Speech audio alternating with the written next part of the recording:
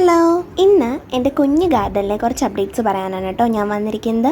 നമ്മൾ മുന്നത്തെ ഒരു ഷോർട്സിൽ ഈ ലോട്ടസിൻ്റെ പോട്ടിലേക്ക് 2 ഗപ്പികളെ കൊണ്ടിടുന്ന വീഡിയോ ചെയ്തിട്ടുണ്ടായിരുന്നു. അപ്പോൾ ഇപ്പോൾ അതാ ആ ഗപ്പി പ്രസവിച്ചതിന് നിറയെ കുഞ്ഞുങ്ങളായിട്ടുണ്ട്.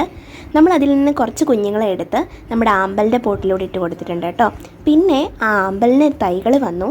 അതിൽ നിന്ന് 2 തൈ നമ്മൾ മാറ്റി വേറൊരു പോട്ടിലോട്ട് നട്ട് കൊടുത്തിട്ടുണ്ട് കേട്ടോ. അതിനെയും കിളിർത്ത് വരുന്നുണ്ടോ എന്നൊക്കെ നമ്മൾ അടുത്ത വീഡിയോയിൽ അതിൻ്റെ അപ്ഡേറ്റ്സ് പറയുന്നതായിരിക്കും.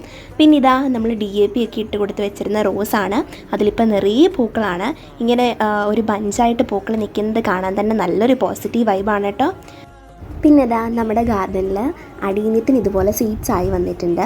ഇതിൻ്റെ സീഡ്സ് കാണാൻ എന്ത് ഭംഗിയല്ലേ, ഇങ്ങനെ അപ്പൂപ്പന്താടി പോലെ. എനിക്കിതുകൊണ്ട് ഇങ്ങനെ തട്ടിക്കളിക്കാൻ നല്ല ഇഷ്ടമാണ് കേട്ടോ. പിന്നെ ഇത് നിങ്ങൾക്ക് ആർക്കെങ്കിലും അറിയോ എന്താണെന്ന്? ഇത് മഞ്ഞളിൻ്റെ പൂവാണ് കേട്ടോ. പിന്നെ ഇതിൻ്റെ താഴെ നിൽക്കുന്ന കുഞ്ഞു ചെടി എല്ലാവർക്കും പരിചയം കാണും. നമ്മൾ സ്ലേറ്റിലൊക്കെ എഴുതിയതിന് ശേഷം മായ്ക്കാൻ വേണ്ടി ഉപയോഗിക്കുന്ന മഷിത്തണ്ടാണ്. നമ്മുടെ നാട്ടിൽ ഇതിനെ മഷിത്തണ്ടെന്ന് പറയും. അപ്പോൾ നിങ്ങളുടെ നാട്ടിൽ എന്താണെന്ന് കമൻറ്റ് ചെയ്യണേ. പിന്നെ നമ്മുടെ പെൻറ്റാസിൻ്റെ കുറേ പൂക്കൾ വന്ന് കൊഴിഞ്ഞു പോയ തണ്ടുകളൊക്കെ കട്ട് ചെയ്ത് കൊടുത്തു. അപ്പോൾ ഇങ്ങനെ കട്ട് ചെയ്ത് കൊടുത്താലാണ് അത് അടുത്ത തവണ കിളിർത്ത് വരുമ്പോൾ നല്ല ഭംഗിയിൽ നിൽക്കുകയുള്ളൂ. പിന്നെ നമ്മുടെ ഹൈബ്രിഡ് ചെമ്പരത്തിയുടെ കുറച്ച് ഇലകളൊക്കെ മഞ്ഞളിച്ച് വരുന്നുണ്ടായിരുന്നു. ആ മഞ്ഞളിച്ച് വന്ന ഇലകളൊക്കെ നമ്മൾ നുള്ളി കളഞ്ഞിട്ടുണ്ട് കേട്ടോ. പിന്നെ നമ്മൾ കഴിഞ്ഞ വർഷത്തെ ഫ്ലവർ ഷോയിൽ നിന്ന് വാങ്ങിച്ച ജൊറീനിയമാണിത്. അപ്പോൾ ഇപ്പോൾ ഇതിൽ പൂക്കളൊക്കെ ആയിട്ടുണ്ട്. അപ്പോൾ അത്രയുള്ള ഇന്നത്തെ വീഡിയോ. Thanks for watching.